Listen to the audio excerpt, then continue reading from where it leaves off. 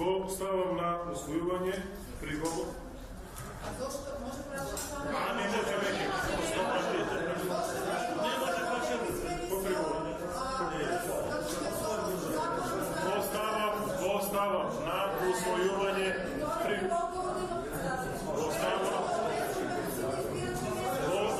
Го ставам на усвојување приговорот УПА 1.11/91, кој се однесува за постапката за гласање, сумирање и утврдување на резултати, за поништување на гласање во гласачко место 2875.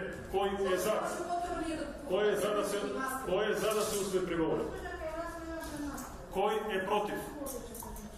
Констатирам дека со 2 гласа за и 7 против е одбиен приговорот за избирачко место 2875.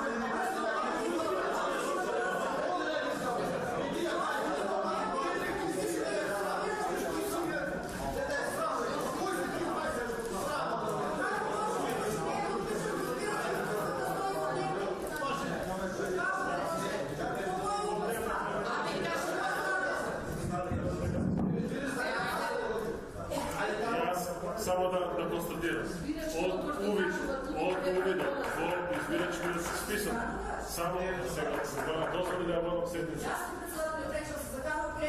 Игор дозволи да водам и да не се заканаме на достоинство, ама извини сега пак, напред, ајде